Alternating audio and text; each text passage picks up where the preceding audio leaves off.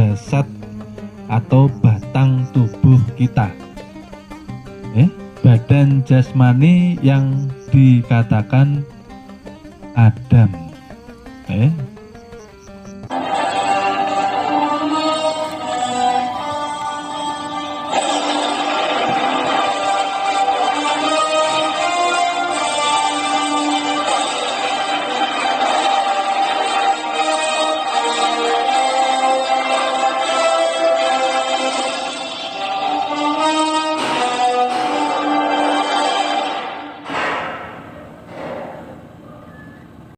Ketika seseorang melakukan hubungan suami istri tidak sesuai dengan tuntunan agama, yang terjadi hubungan itu tadi melanggar daripada perintah syariat Tuhan. Masih ingatkah tata cara berhubungan suami istri? Ini ilmu laki-laki sebetulnya, nggih. Jadi kalau laki-laki, nggih, kalau mau berhubungan suami istri, mohon maaf ini sudah dewasa semua toh. Masih ingat ya? Ujungnya harus membaca apa? La ilaha illallah. Lalu zakarnya ting. Kalau dia turun, ya, berarti kita tidak boleh mendekati istri karena Tuhan tidak menyuruh. Tuhan tidak ridho. Tapi kalau zakarnya disentil la ilaha illallah, masih berdiri, ya, boleh mendatangi istri, ya. Yang tidak tahu ilmu ini seperti apa? Seakan-akan dia menggauli istrinya seperti hewan. Karena mendatangi istri dengan nafsu. Banyak seperti itu. Artinya selama ini istri ini digauli oleh hewan, bukan suwa. Yo pantas. Selama ini banyak anak-anak yang tingkah lakunya seperti berani sama orang tua. Kadang ada yang membunuh orang tua. Jangan salahkan mereka. Karena hubungan kita ini ngawur, tidak pakai tata cara agama. Ini sekarang banyak orang berhubungan kan atas dasar nafsu saja.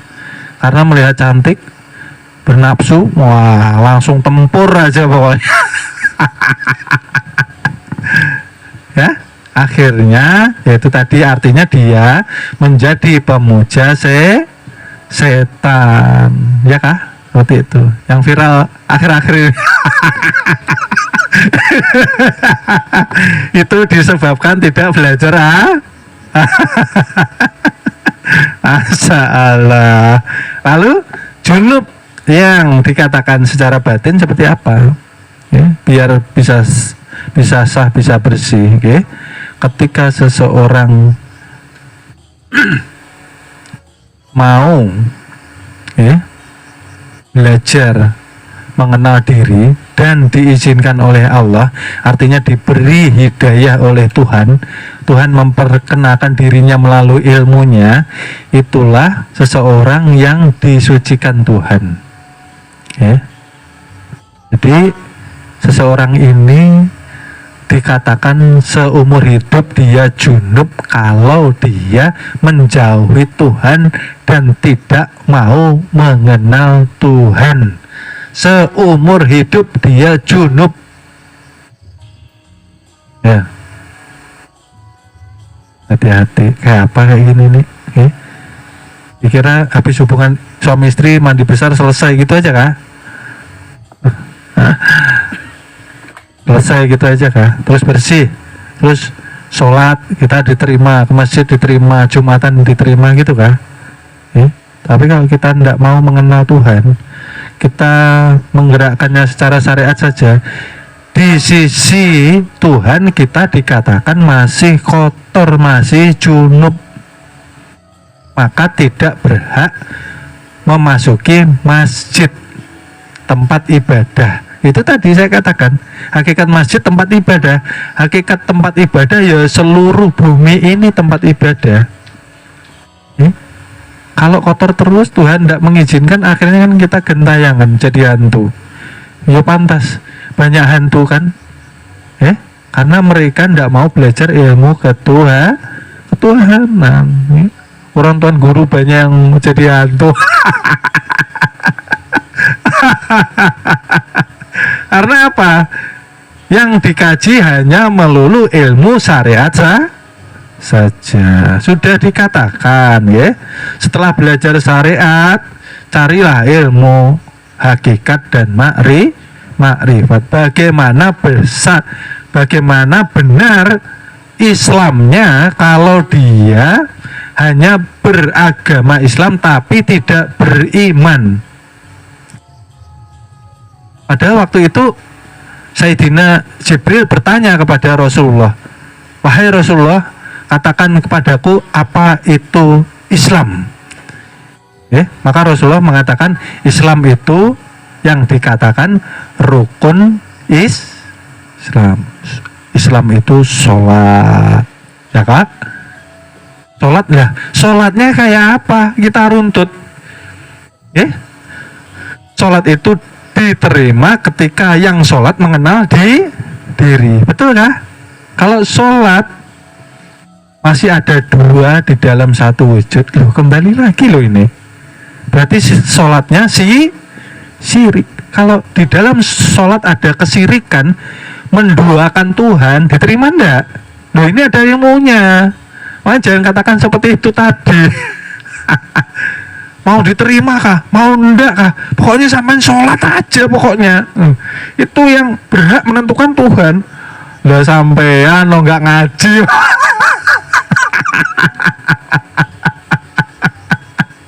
Semaunya umat mau dibawa kemana kayak gini, ya?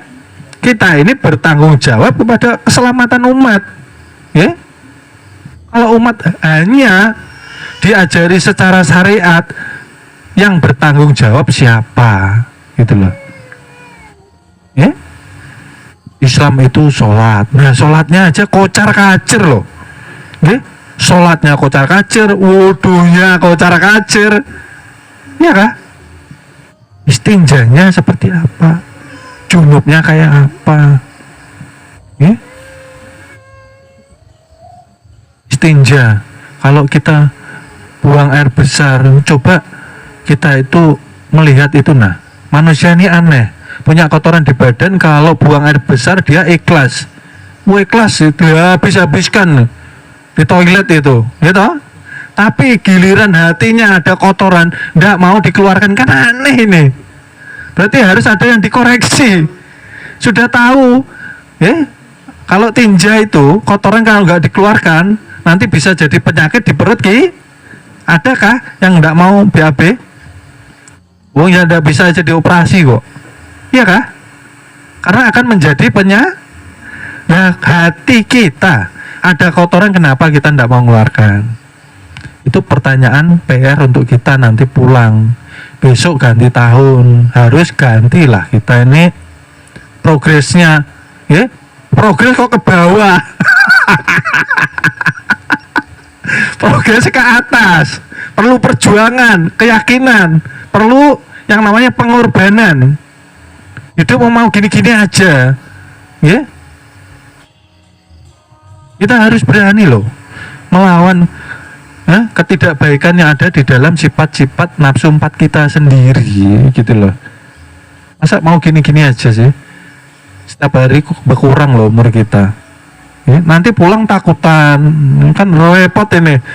Doanya minta husnul khotimah.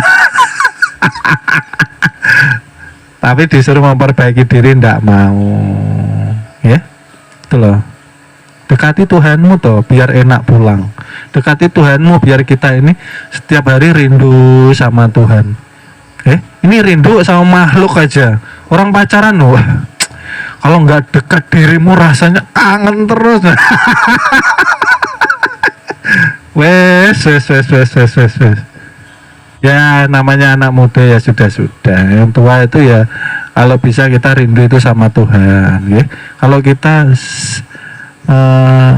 semenit kah, sedetik kah lupa Tuhan, Kalau ada kerinduan, kenapa hati saya kok tidak bisa merasakan kehadiran Tuhan?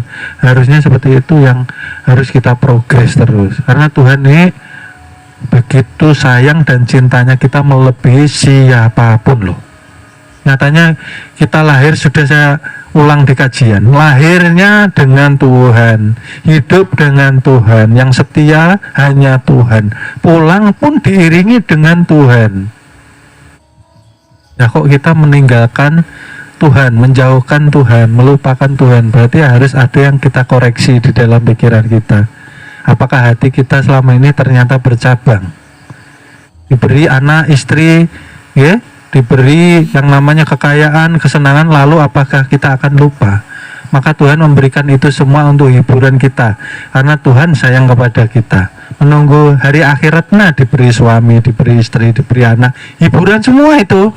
Nanti di hari kiamat ketika ditiup sangkakala, ya, anak, ya, ibu yang sedang menyusui anaknya pun lupa dengan anak yang disusuinya, sudah bingung cari keselamatan masing-masing.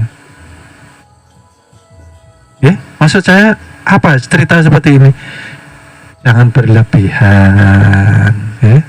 Yang harus engkau lebihkan itu cintamu kepada Tuhan itu loh, tanam di dalam hatimu, ya, sedalam-dalamnya. Itu loh maksud saya. Supaya apa, nanti pulang tuh nyaman, tenang. Justru kita mengharap-harapkan gitu loh. Ini pulang kok, mudah-mudahan saya dapat antri yang paling belakang.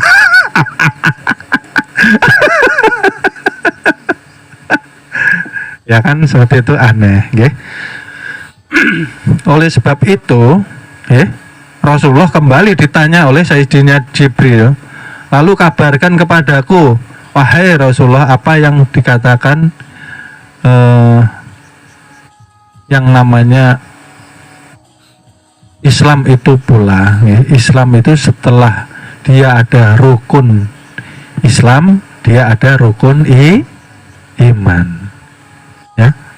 Artinya orang berislam itu tidak hanya mengikuti orang tuanya saja, ya. Artinya bukan Islam keturunan saja, ya. Jangan kalah sama yang baru hijrah lah. Kalau yang baru hijrah itu mau masuk Islam, dia harus tahu betul Islam itu apa, istimewanya apa sih. Baru saya mau nanti pindah agama Islam, istimewanya apa sih Islam nih, nah, baru mereka mau pindah. Nah kita yang Islam keturunan ya slow aja, tidak mau mencari apa keistimewaan agama kita itu sendiri, okay? Oleh sebab itu orang yang baru masuk Islam, tahapan mereka beriman dulu baru berislam, maka kuat keimanannya. Nah kita yang Islam keturunan, kita berislam kadang tidak beriman. Terasa enggak? Islam kita bersyahadat, iya bersyahadat, asyhadu alla ilaha illallah, asyhadu alla ilaha, menafikan, ya, menafikan, menyatakan, meniadakan Tuhan, dizahirkan karena sudah menjadi Allah. Maka Tuhan jangan dicari lagi. Sampai kiamat Tuhan itu tidak muncul tiba-tiba. Karena sudah dizahirkan. Jangan dicari lagi. Zatnya, sifatnya, asmanya, gerak daripada kodrat irodatnya kan sudah dinyatakan. Tuhan itu sudah nyata, tinggal kita rasakan keberadaannya. Kalau kita beriman, ya, saya ulangi kembali, kalau kita beriman, ya, percaya dengan Tuhan, maka kita akan selalu taat, kita akan selalu menjauhi. Mohon maaf, akan kami lanjut ke episode berikutnya. Terima kasih. Mudah-mudahan kita mendapatkan keberkahan dengan wasilah junjungan Nabi besar Nabi Muhammad Sallallahu Alaihi Wasallam. Mudah-mudahan kita dikumpulkan di surga bersama junjungan Nabi besar kita Nabi Muhammad Sallallahu Alaihi Wasallam. Amin amin ya robbal alamin.